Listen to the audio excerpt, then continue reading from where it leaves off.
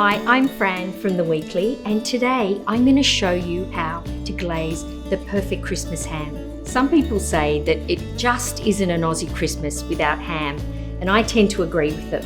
The most important thing when you are choosing a ham is to make sure that it's been grown and processed in Australia. It's got this really identifiable pink pork sticker there. It always comes out a tiny bit moist, so just to make it easier and a little less slippery, just wipe it down with some paper towel. First things first, just mark about 15 centimeters down from the shank end, and with a small sharp knife, just score it there. And then you can either run your knife, or even, I find it easier, just to run your fingers between the top rind and the fat. And it can get a little bit slippery. So my tip is just to wrap that rind with some paper towel, and that gives you something to grip on. So you can see that I'm really just taking the rind off and leaving as much fat as possible there. This is a really beautiful ham, and I can't wait to show you how to score it. And you can see once I get to the top end, the reason we scored that originally is so that it can just pull away ever so neatly.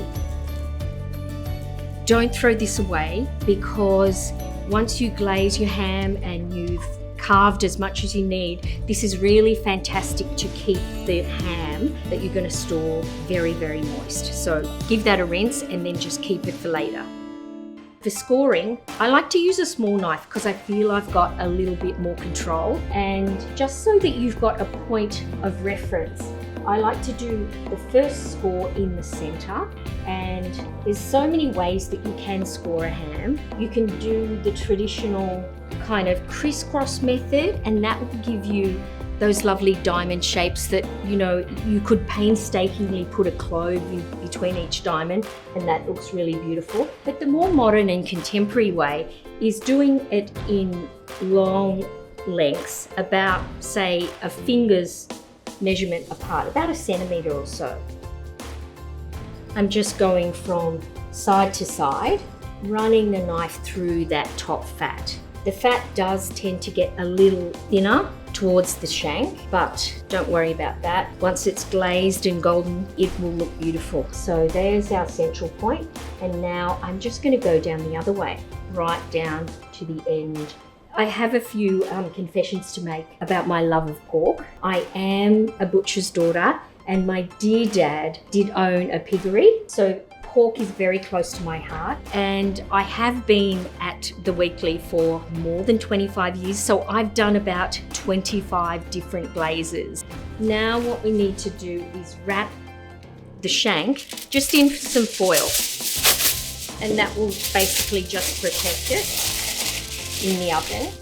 If you want to save on washing up, you can either line your baking dish with foil or with baking paper, because a glaze tends to be really high in sugar, and it does tend to burn quite easily if it's in the oven for an hour or two. But the other way of kind of minimizing that sugar burn is basically to add maybe a cup, between a cup and 2 cups, it depends on the size of your dish, of water. So you just want to really get about half a centimetre level of water in that dish, and that then almost encourages a beautiful gravy that you can serve with it.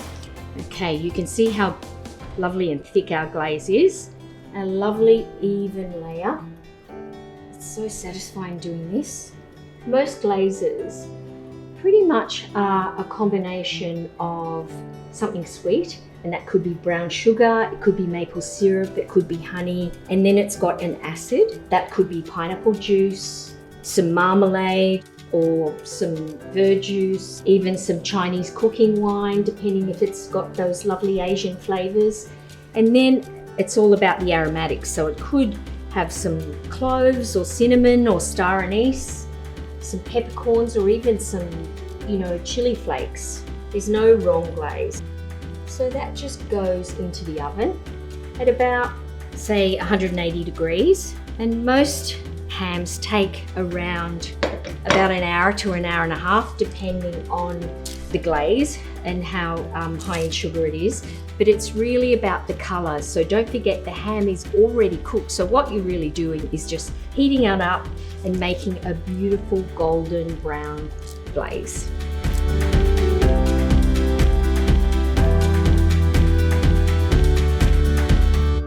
Wow, that does feel like a 9-kilo ham. What a workout.